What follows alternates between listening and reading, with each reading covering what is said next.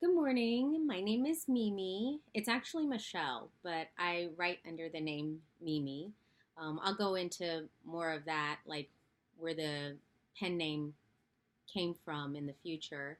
I just wanted to say, starting out, that if you hear any background noises, it's probably my cat because I have a little black cat named Jezzy Baba, and she's playing in the background. She has a little toy, and I can hear her playing. So if you hear anything in the background, that's her. Um, but and maybe one day I'll introduce her. Um, but for now, this is my very first video that I'm doing, and I'm posting it to my website. I decided that I would do a vlog instead of a blog, which is what I had started doing. But I understand that readers, don't necessarily have the time to read a blog, especially when they have a lot of things going on in their lives. This way, they can maybe they're sitting in the car and they can just put it on audio, and instead of watching the video, they can just listen. Or if they're washing dishes or whatever they're doing, they can just listen to the audio. They don't even have to watch the video. And if they do have time to sit down and watch the video, then it's there for them to visually see as well. I've thought about also doing this with my books, like recording my books, or reading a chapter or two and posting them to my website, and giving individuals the opportunity to hear what the story sounds like in my head when I write it, and that way when they're reading it, maybe they will read it with that voice in their minds as well. Or maybe not. I don't know.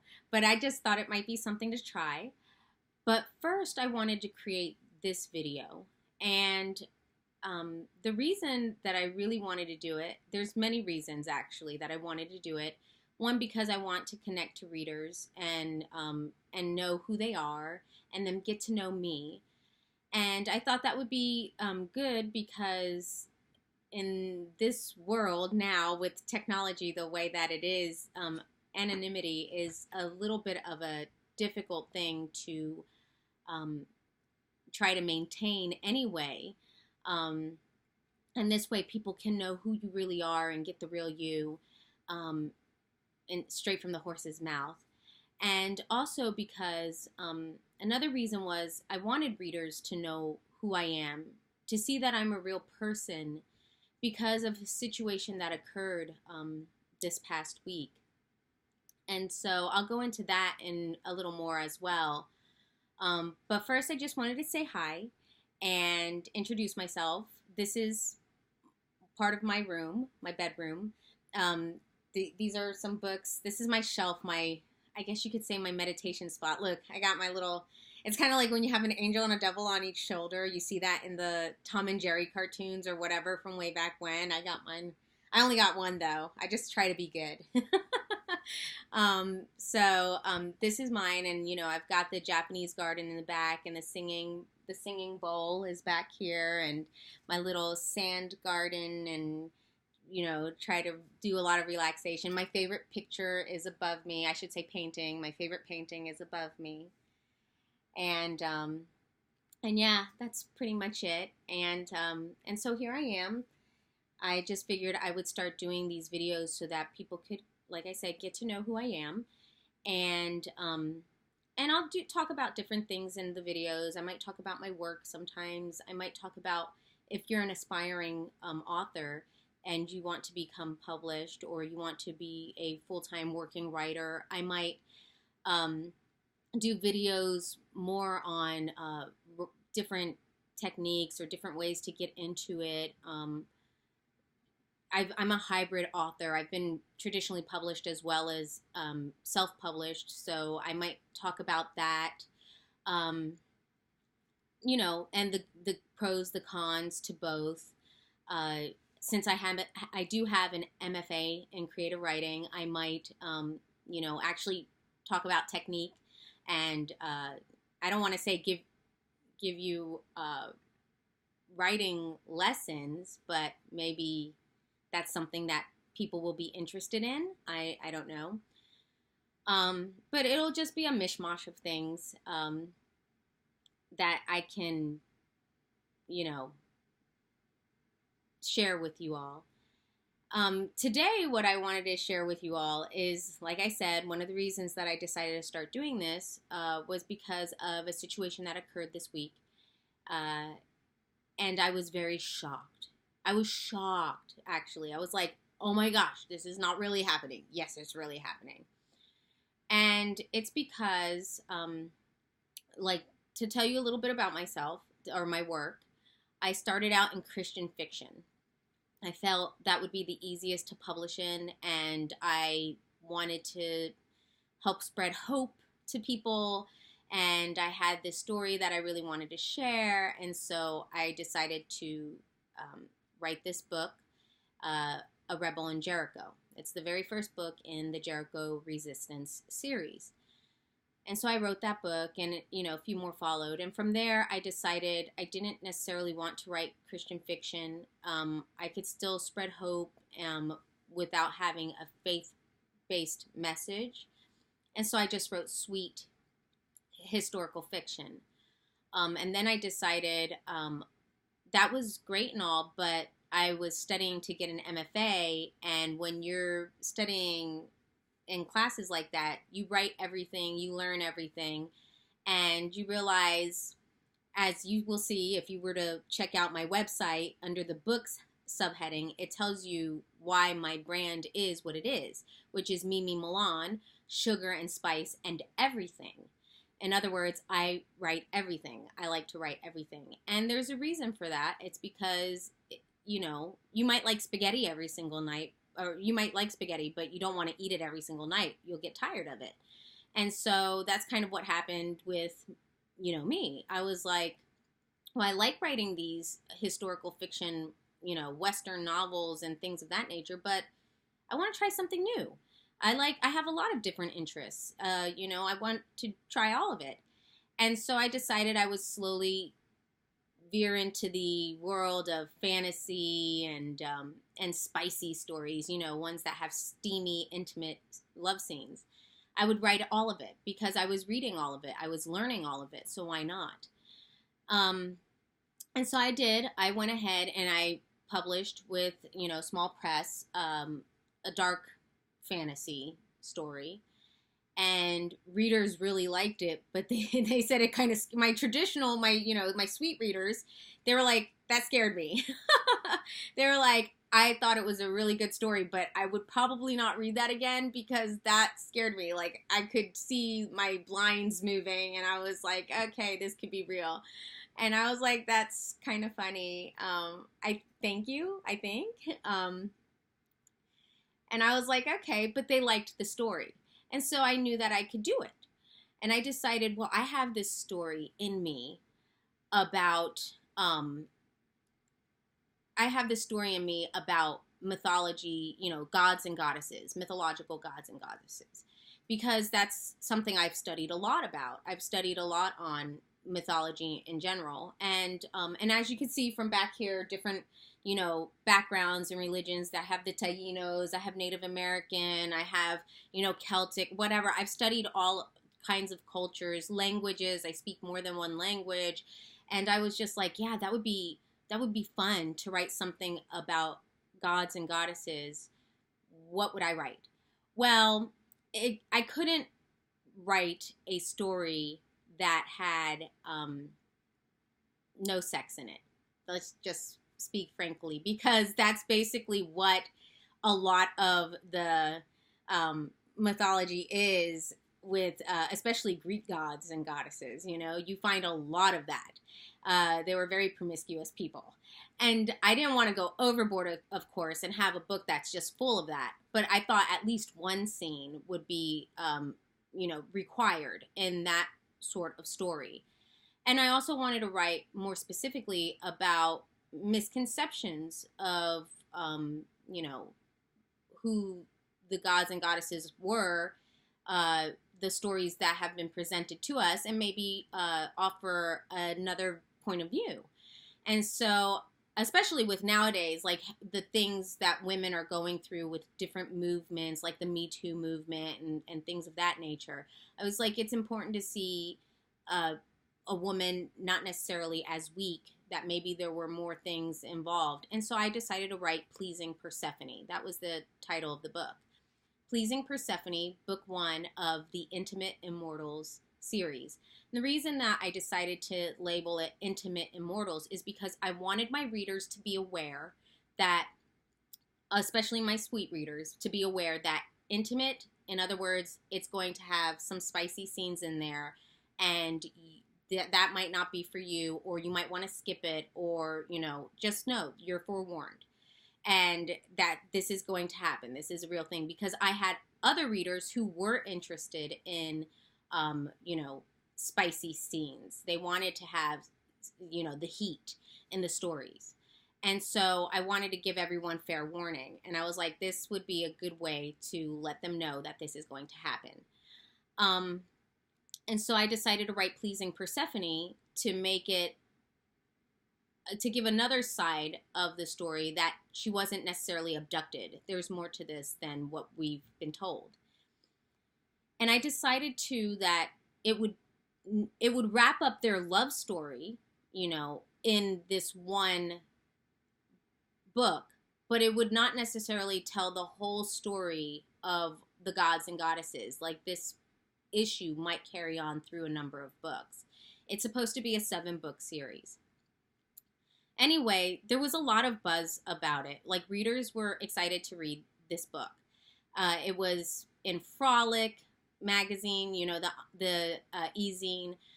Book Riot posted about it. People were tweeting and sharing on Facebook, and it got a lot of buzz. It generated a lot of interest. And I thought to myself, this is great. This is great for a few reasons. One, because I was working in an office job, and I thought this is going to be the thing that propels me into a full-time writing career. And that's something that I did have once upon a time anyway, when I was writing the sweet historical Western novels, and I earned enough money to pay my bills every month. And I was like, this is great. I'm a mom. I have 3 small children. One has cerebral palsy and is in a wheelchair. I was like, we are kind of struggling.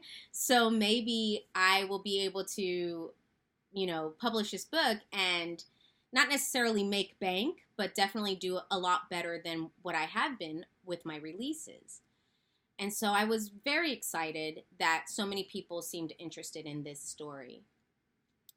And release day came, and I had a handful of pre-orders, but I was also spending money that I didn't really have on marketing, and I had a beautiful cover. It was professionally edited. I was excited. And I was like, and I wrote it as a novella right under, like, RWA, Romance Writers of America.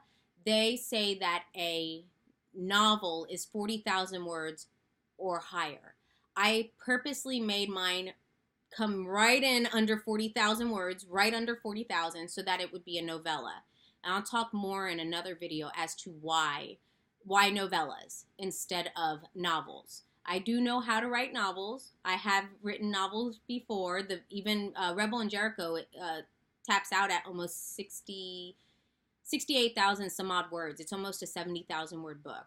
So I do know how to write a full novel. But I decided I was going to make all of these novellas and have them come right in, right under a novel length per RWA standards. And so I wrote this novella, and it released. And people are reading it.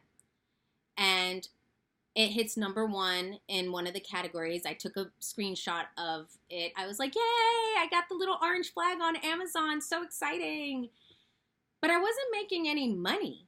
And I was like, where are all the page reads? And why am I not having more sales? What's going on here? And I'm waiting, and I'm spending money in marketing, and I'm like, why am I spending all this money in marketing? And the next book is already up on pre-order. I'm not getting any pre-orders, though. What's going on? Why am I not? I have like 2 pre-orders on the next book, which is going to be even more exciting. It's entitled Betting a Bridget. And I'm so excited about this book because Pleasing Persephone was fun to write, but Betting a Bridget has like all the witchy stuff in it because it's a Celtic goddess. It's Brigid or Bridget, whoever you are. They say it in different ways. And I'm like, I'm really excited. And I'm like thinking to myself, this is going to be the story for me to write. And it has a great like hook, like great plot, and it ties in like the Greek gods and goddesses in with the Celtic ones. And I'm so excited about this story. And it's, present day. And the gods and goddesses have now been brought into present time, which was the whole purpose of Pleasing Persephone. It was a bit of a time travel because I wanted to establish who they were, but I wanted to be able to bring them into present time so that all the rest of the books could have like a present day, have a presence here in our day and age. So that the idea of gods and goddesses living amongst us would be, kind of intriguing and fun to write. And so I was really excited about that. And I'm already writing the story, and I'm like, yeah, this is what's happening in chapter 1. Here's chapter 2. And I'm doing the dictation, which I recently learned is a thing. I'm getting with the times. Mimi's getting with the times finally. Instead of like killing my wrists trying to type 5, 6, 7,000 words a day, I'm over here able to speak like 10,000 of them. As you can see in this video, I can talk. And so I'm, audio recording it, and the computer is typing it all down, and I'm excited. And my editor is like, well, hurry up, write this book, get it to me, I love my editor. I have like one of the best editors ever.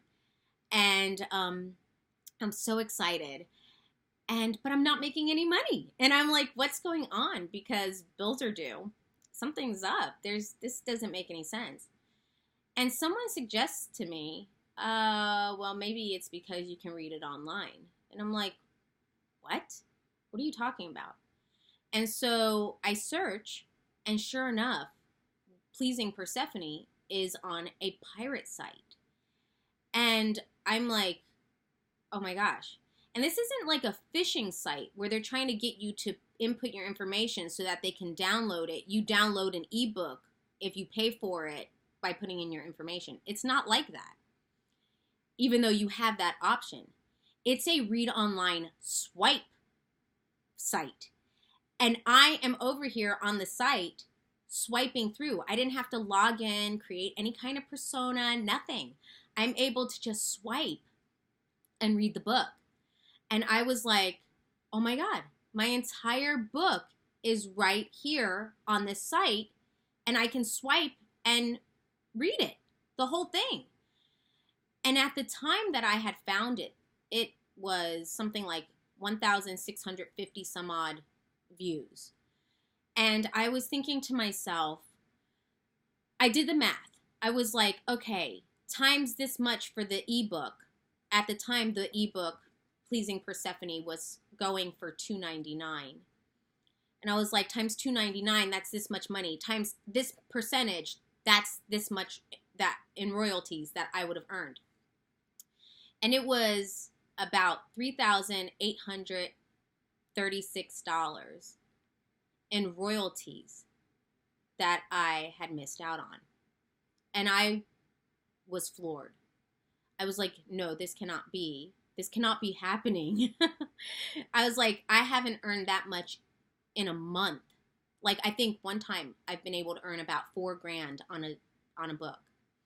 But otherwise, my average for earnings, I'll be very frank with you. I'll just tell you. My average for book earnings for royalties is between $500 to $2,000 a month. And except for when I was working in an office, like it plummeted to underneath $100 a month. And I was just like, that's painful. Especially when you're a writer and your dream is to have a dream career as a working writer and to just be able to tell stories. You're wanting to get up there to that $4,000 a month, which is, I had only succeeded at one time. And I was like, I need to get back to that because $4,000 a month will pay all of my bills. And we're talking about a person who like I said, has three small children, has, the one that is on disability. It has student loans, tens of thousands of dollars worth of student loans, because I thought, get a master's, that's important so that you can get this job at the university, And so I'm like, okay, I need to be able to earn a living doing this if this is what I'm going to do. And I was like, I've lost out on about $3,800. I will let you know now, it's much more. I've checked, and the reads on that book have gone up to almost 2,000 now. And I was so heartbroken. I actually spent several nights suffering from insomnia. I would wake up crying in the middle of the night. I was heartbroken because I wasn't earning any money on this book that everyone wanted to read. Yeah, they all wanted to read it. They just didn't want to pay for it. And proof that that's the case is that I decided to create a persona and post on that page where the book was available.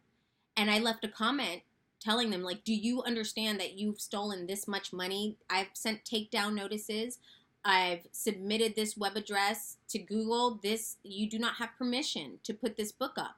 And you've taken X amount of money, and you're taking this from a woman who doesn't have anything, She's like everybody else. She's not even a mid-list author. She's struggling like everyone else. You're taking this from this person. And I was like, one of the readers, like someone who apparently had read the book, got on there and commented. Apparently she liked the book, but she didn't, in her mind, she wasn't part of the problem. She was like, I'm sorry to hear that you're struggling. I hope you find a better source of income, I hope you find a steady source of income. And I was like, are you kidding me? This is the source of income. This would be a steady source of income if you weren't reading the book online for free. I was like, you're contributing to this. Do you understand? And of course, whoever runs the site, they quickly deleted my comment as well as hers. So I went up there and I wrote it again, and they deleted it again. And then something very interesting happened. I was locked out on every website, Safari, Fox, Chrome, and even my phone, my iPhone, which is part of Safari. I was locked out of my bank account. I couldn't do any banking online. And I was like, I found that out the next day after leaving all these comments. I was like, what the heck is going on? What is going on? So I rushed down to my bank, and they said, yeah, it looks like there was some access, or there was something going on with your bank at about 4 o'clock in the morning. I was like, I wasn't online doing any kind of banking at 4 o'clock in the morning. So I had to reset everything, to take all these precautions with my bank in order to access my account once again. And they submitted the information to, their corporation and everything else. But it taught me, but it was just, I'm not saying that it was the individual who has the website, but it was awfully convenient that it happened at the same time. And considering the fact that other authors, I don't think she would mind me saying her name, but I'll say other authors such as Susan Tisdale has complained and then received threats from pirates for complaining.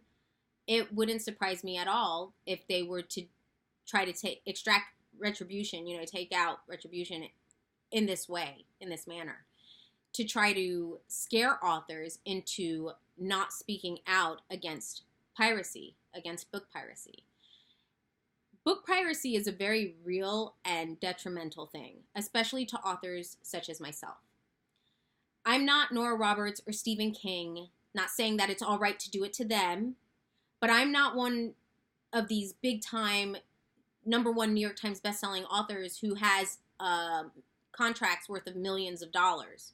That's not me. I am let's count our pennies. What groceries can we buy today? That's me.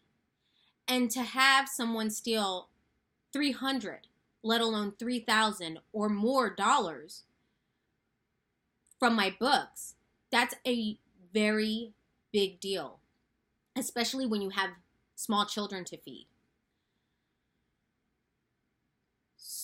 And it really stops you also from the creative process, because I've wasted a week that I should have been writing on this series not writing, because I didn't know if I could anymore. I wasn't sure if I wanted to.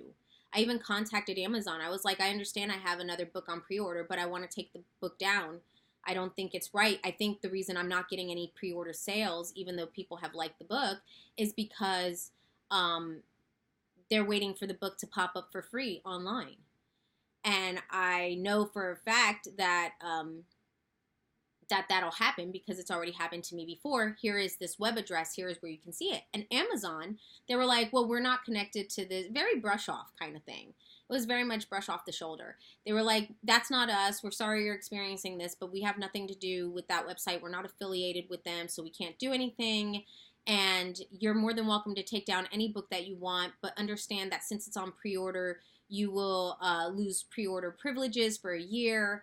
And I was like, why should I be punished and lose pre-order status because you all don't do anything to keep these books from being copied and uploaded to sites? And yet I'm going to be the one punished for a year where I can't publish the way that I want, because I want more time with this story to try to figure out if there's a way to like encrypt the book so that it can't be downloaded, things of that nature, to try to take measures to fight the book piracy, so that maybe when it releases next time, I'll actually be able to earn a living off of the work that I'm producing. But there's no understanding there, or there's lack of empathy. And so, no, they aren't going to be lenient enough to give me that opportunity to take the book off pre-order.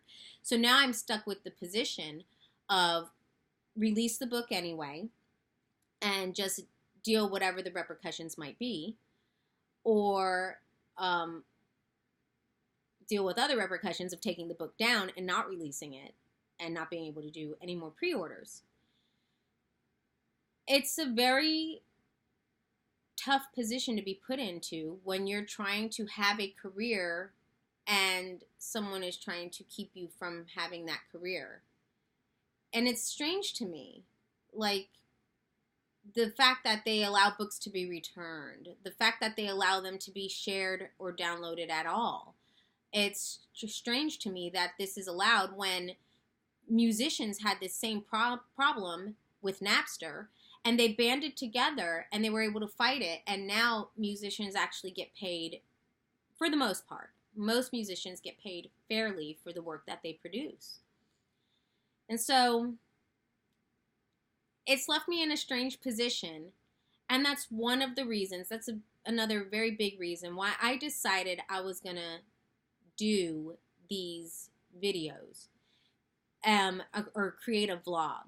Because I figured maybe if readers get to know me, maybe if they understand who I am and where I'm coming from, what it is that I do and why I do it, then maybe there'll be some sort of like realization that, oh, she's a real person just like me. And she has all of the same struggles that I do, and all of the same hopes and dreams, and, all of the same goals. She's trying to do the same thing that I am. She's no better off. She's not living in some Zsa mansion. In fact, I live in a little duplex. I rent a little duplex with my children. And so it's like, I thought maybe if I do these videos, then readers will see who I am, that I am a real person. And maybe that will sway a few of them to reconsider if they do read books online for free, if they do download pirated books, that maybe, hopefully, fingers crossed, they'll reconsider their idea that that is acceptable and instead will go and purchase the book instead or even read it for free on Kindle because the book is available for free on Kindle. Um, in fact, most of my books are. So I thought this would be a good way to um, start the introductions. And who knows, maybe I'll do this every week or something, like just a little weekly vlog, a lot shorter than this one. This one's a half hour long. But maybe it'll be just a little, 10-15 minute whatever to introduce myself or talk about, what all I'm doing.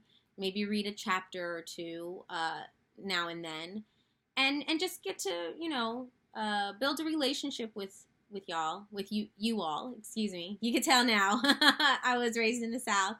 And yes, I'm fighting very hard to not have a Southern accent while I do this.